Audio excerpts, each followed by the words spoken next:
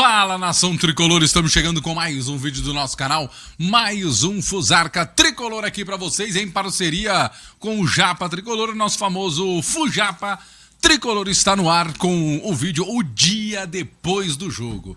E aí é o dia depois também de uma eliminação. São Paulo que está eliminado do Campeonato Paulista na semifinal, mais uma vez o São Paulo para numa semifinal, mais uma vez o São Paulo para contra o Palmeiras. Agora, a gente vai precisar falar sobre algumas coisas, até tá no título aí do nosso vídeo. O São Paulo é eliminado por diversos erros, e erros de muitas pessoas. Muita gente errou para que o São Paulo fosse eliminado ontem. O Crespo errou. A arbitragem errou. Talvez para mim a arbitragem tenha errado menos que o Crespo. Calma que a gente vai falar sobre isso. Mas também erraram jogadores em campo. E talvez esses tenham errado mais do que a arbitragem.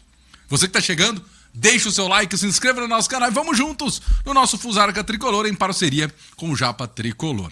São Paulo então eliminado, vamos falar um pouquinho desse jogo. São Paulo perdeu para o Palmeiras 2-1, placar justo. Não tem o que dizer, placar justo. Se alguém merecia classificar, era a equipe do Palmeiras. Também não merecia tanta, nossa senhora, como merecia. Mas mereceu. O Palmeiras mereceu um pouco mais que o São Paulo. Ou você acredita que com a bola que jogou o São Paulo merecia passar? Se pudesse ontem, teria sido eliminado os dois. Mas o Palmeiras foi mais certeiro, foi mais eficiente nas suas conclusões. O São Paulo ontem começa errando, quando o Crespo inventa o Luan de titular. Jogador que não tinha jogado um tempo inteiro ainda no ano, mas o Crespo achou de bom grado e bom tom colocá-lo como titular. E na coletiva ele reforça, para mim foi uma boa escolha. Eu discordo do Crespo. Deu para ver que a escolha foi péssima. Não entendi essa do Crespo colocar o Luan como o jogador ali para ser o cara, a vaga do Danielzinho, que segundo o Crespo não estava 100%. Agora eu fico me imaginando por que o Danielzinho não estava 100%. Ele sentiu dores, não viajou para Curitiba, não foi relacionado, ficou em casa de boa, sossegado, tranquilo, poupado para esse jogo. E chega nesse jogo ele não joga, porque ainda sente dores. Que dores são essas que ele sentiu? Muito vazio, muito raso, né? E aí o Crespo então opta pelo Luan.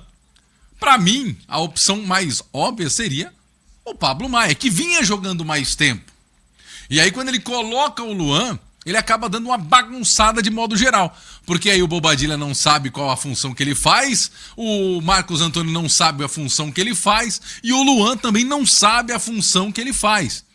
Por hora o Luan teria que ser aquele volantão, né? O caçador que pega a bola e sai com os zagueiros, mas às vezes ele não fazia isso. Quem estava fazendo isso era o Marcos Antônio. O Luan estava perdido na marcação, o Luan estava perdido na armação de jogadas. O Luan foi praticamente um homem a menos com a camisa do São Paulo ontem, mas o erro foi de quem colocou ele ali, mas ele também errou. Mas eu vou falar uma coisa para vocês: bater no Luan é fácil e simples. Eu acho que a parte mais complicada é se cobrar quem deve. E quem deve ser cobrado numa situação como essa é o seu Lucas Moura, que não jogou absolutamente nada mais uma vez. Deve ser cobrado do seu Luciano, que mais uma vez em jogo decisivo ele não aparece. Mais uma vez. Deve ser cobrado do seu Jonathan Calleri, que pouco apareceu. E também do Marcos Antônio. Querendo ou não, é um jogador importante, é um jogador protagonista. Ou ele só pode colher os louros, não pode ser cobrado, precisa ser cobrado. Então acho que desse quarteto, Marcos Antônio, Luciano, Lucas e Calleri, talvez tenham que ser cobrados mais do que o próprio Luan, que também errou.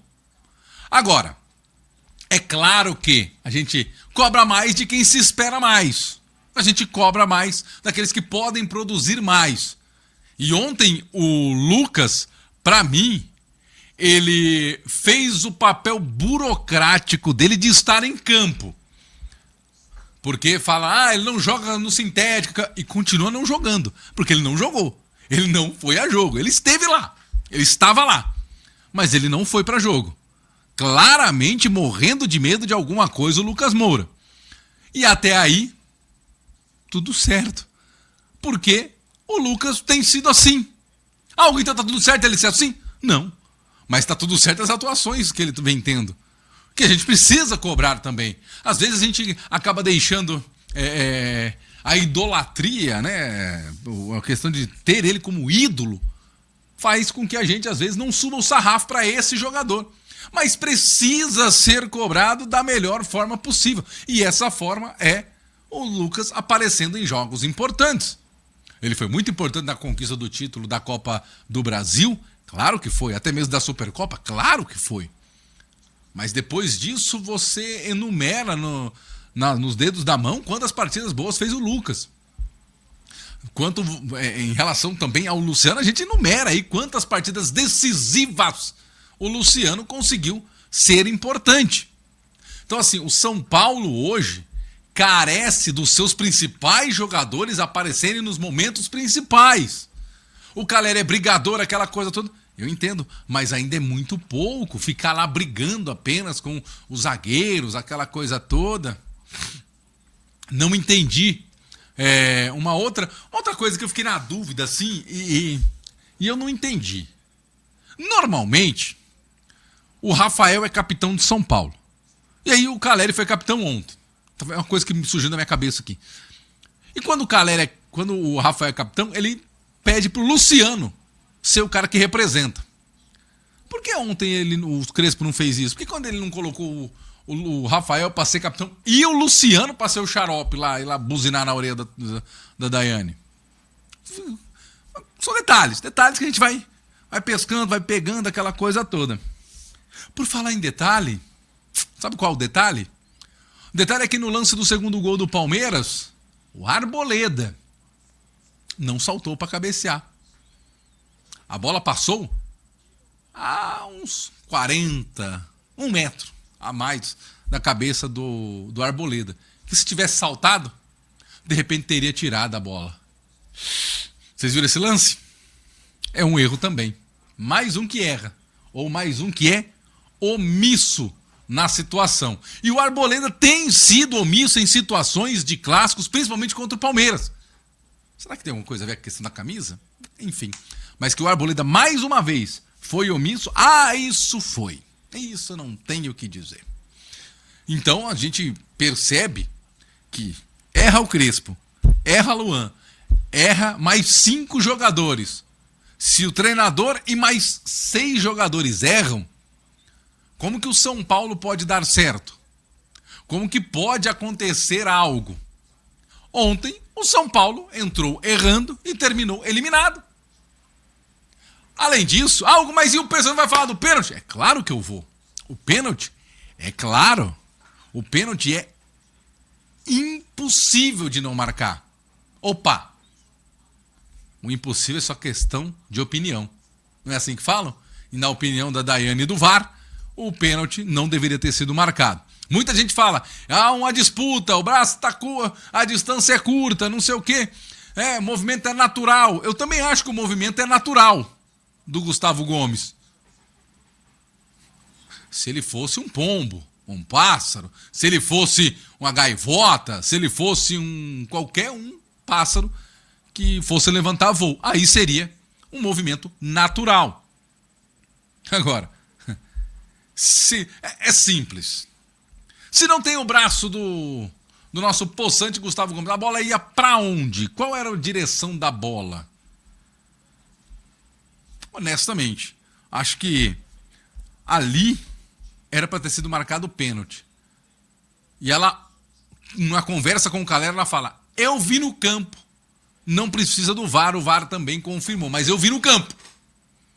Mesma vista do campo que ela teve na marcação do pênalti do jogador do Palmeiras, do Marlon Freitas, no Bobadilha. Aquilo não é pênalti, nem aqui, nem em Barueri, e em lugar nenhum. O que se chama isso, então? Compensação. Financeira? Não. Compensação de um pênalti não marcado. Alguma coisa aconteceu que ela resolveu marcar aquele pênalti a favor do São Paulo. Então se ela compensou, tá tudo certo? Não. Não está tudo certo. Porque primeiro o contexto do jogo poderia mudar. Porque na hora do pênalti do Gustavo Gomes, o jogo estava 1-0 para a equipe do Palmeiras. Se o Caleri marca, é 1-1. É um outro jogo. Mas é mais fácil você trazer para você o 2-1 do que o 1-1. Entendeu? Então é mais fácil, é mais cômodo. Além de tudo, nós vimos também, em alguns lances, jogadores do Palmeiras fazendo cera demasiada. O goleiro do Palmeiras teve lances que ficou com a bola mais de 8 segundos na mão. Teve um lance que chegou a 12. Teve uma cobrança de falta que viralizou aí nos momentos finais. Aí, a bola colocada para longe, aí ele toma distância, volta, pega a bola com a mão, joga mais para frente um pouquinho, toma mais distância, aquela coisa toda. Catimba. Muita gente não gosta, é do jogo. Quem tem que coibir isso é a arbitragem. A catimba, ela está na regra, então ela é do jogo. Ela está como antijogo. Tem que ser punido, mas está na regra. É do jogo. Basta a arbitragem coibir or not. Ou não. Precisa ter culhão. Precisa ter peito. Precisa ter coragem de coibir. Não foi coibida. Lembra que a gente começou falando no nosso vídeo aqui sobre erros? Pois bem, a senhora Daiane Muniz, que eu acho que é uma boa árbitra, e